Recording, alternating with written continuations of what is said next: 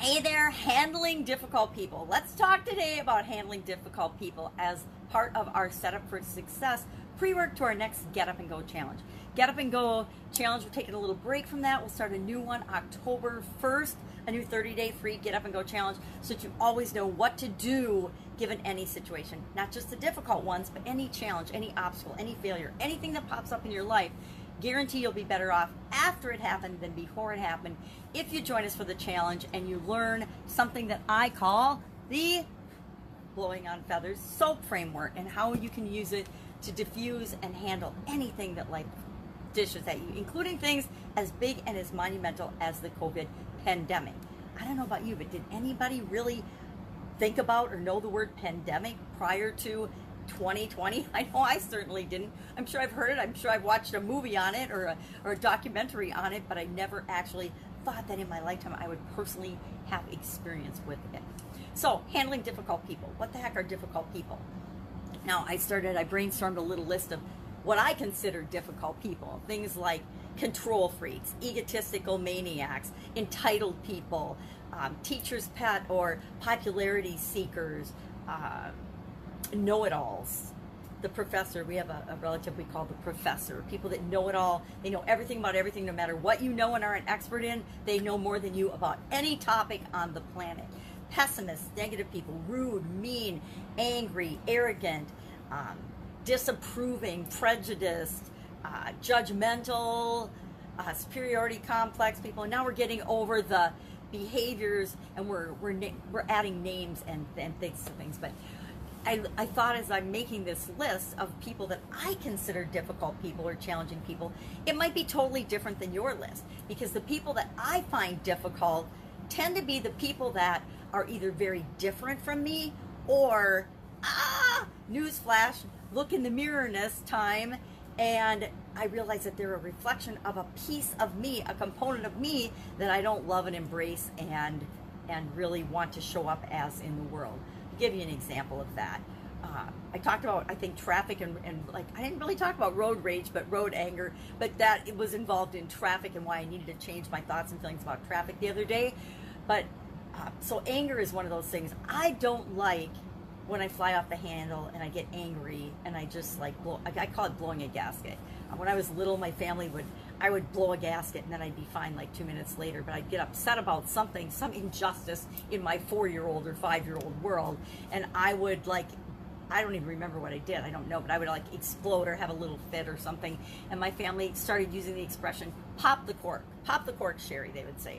And so whenever I was likely to blow my stack or get upset about something, they would say, pop the cork. And so I didn't like that, right? It was funny, my family loved it, and they thought it was wonderful and funny, but I really didn't like it on the inside. And so it did help me deal with my anger and not get angry, because I didn't want anybody to say pop the cork to me. So anger was one of those emotions and feelings that I didn't want to feel. I never wanted to be mean to anybody, so I didn't like it when anybody was mean to anybody else. Probably because I didn't want them to be mean to me. So handling difficult people just became a natural part of, it's a natural part of growing up, but a natural part of my life and figuring out how to navigate my way in the world. Now, sometimes we find people that are just different from us or have different opinions difficult. And are they really difficult, or are they just different? There's nothing wrong with being different. Oh my God, embrace your differences. Embrace what makes you unique and special, because that's what makes this world at all interesting. So it's hard, but make sure you're asking yourself, am I upset about this person because of something in me that I am not acknowledging? We all are this huge modge podge of an array of different feelings. Sometimes we feel angry, sometimes we feel mean, sometimes we just want to be like, knock it off, I don't want to deal with you right now. Sometimes we want to just be left alone about things. So realize that we're all this jumble of personality and of experiences and of feelings and emotions, and sometimes those will come out, but they don't define us. How we behave, how we act, how we respond in one given situation is not at all a clear representation of who we are. So we need to remember that everybody that comes into our life, every person we meet is in our life for a reason. They're either in our life to help us with something or to show us something maybe about ourselves that we don't want to see. I didn't want to see that I was a control freak and that I had to always have things my way when I was younger.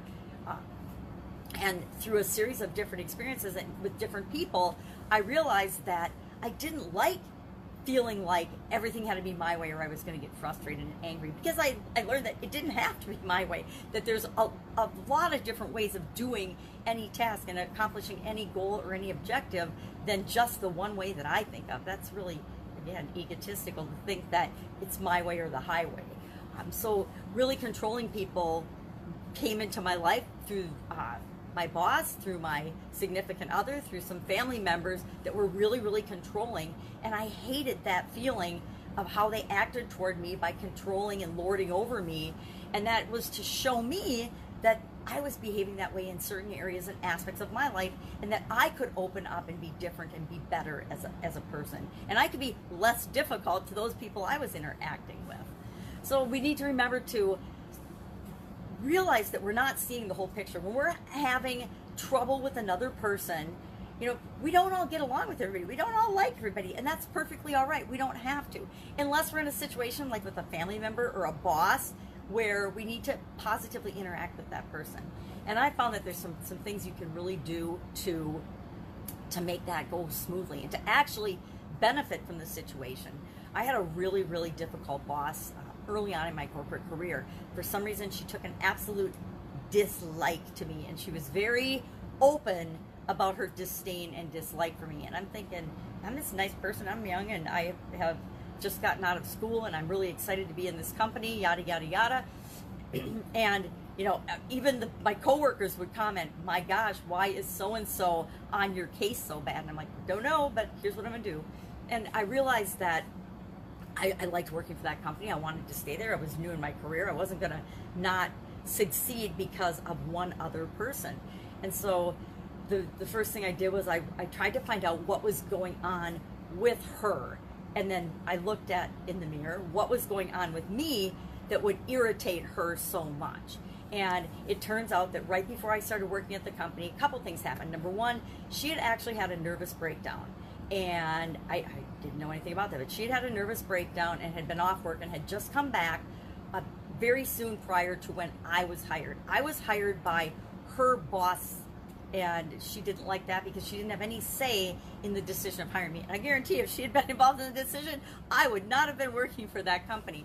But her boss had hired me and really liked me, so it was a challenge for her because I was just the opposite of how she was feeling. She was coming out of a really difficult, personal, challenging time and situation in her life, and I was coming in guns blazing, ball busting, all excited about starting my career in this organization. So we just had the opposite type personality. What I ended up doing was focusing on what she was awesome at, what she was good at, what I really respected and admired in her, and by focusing on those things, what she was good at, and it allowed me to, de-emphasize the things that she was on me about, the things that had to do actually with me and my personality, not with the job I was doing, and that made it possible for us to work together. We worked together for, I guess, a couple of years before I moved on to another company, and then later on in my career, as I was working for a totally different industry, totally different company, we ended up crossing paths again, and we got along really, really well, which is really goes to show you that people come into your life for a reason and a season and a time to show you something. I needed to understand people better and to see that there was more to people than meets the eye. And that was a really good lesson learned for me. So realize that what's going on with a person that is difficult, maybe it's just there's something going on in their life that you know nothing about. And realize that it might not have anything to do with you or very little to do with you, the way that people are responding to you. It might have a whole lot more to do with them than it does with you. But you also have to be willing to look in the mirror and say, am I doing something irritating to that particular person? Because if I look at my list of difficult people, those are the type of things that bother me and irritate me. Other people that might think, hey, those are my people. I love those people. Those are my favorite people in the whole wide world. They don't bother me at all. They're not difficult in my definition of difficult. So realize it might not be about you. Understand that everybody is here to teach and show us something, either about them and about the situation or about ourselves. Look for what you can learn. Look for what you can appreciate in the person. If you need to work with them and continue to be involved with that individual, or if you don't, there's ways to alleviate that too. Sometimes you just need to leave the situation. Sometimes the situation isn't right for you. Example, my personal relationship, my marriage. My ex-husband was an absolute positive control freak. And I guess he was here to show me that I was being too controlling and not flexible enough as well. But at a point, I knew that I needed to leave that situation because the difficult person and our conflicts weren't going to be resolved by me separating the person, focusing on his strengths, and using the strategies that had worked for me in the past. I knew that some things are not worth the emotional and the mental and the physical and all of the things that you need to put into them. I'm not going to ever say everything is resolvable, right, in the way that we want. And it would have been really, really unhealthy for me to stay married. So as difficult a choice and decision as that was, it was the right thing for me. Sometimes we just got to get away from the people that we're not meant to be connected to.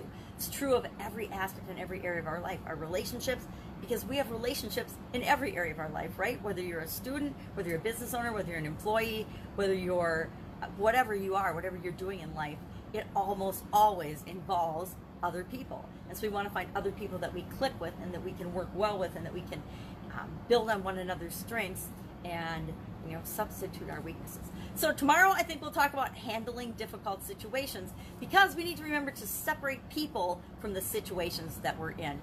Consider that what's really going on with people, and that we might not know the whole picture. And so if we take that into account, if we treat people the way we want to be treated, we'll always end up just fine.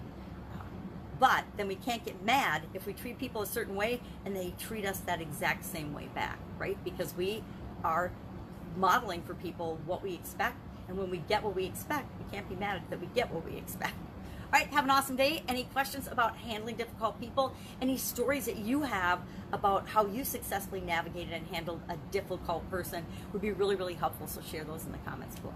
That's it. Have an awesome day, and I'll be with you tomorrow with another, I think we'll talk about handling difficult situations tomorrow, and some specific steps that you can use whenever you're faced with a challenge or a difficult situation to ensure that you'll end up with the outcome that you want, not just what happens, right?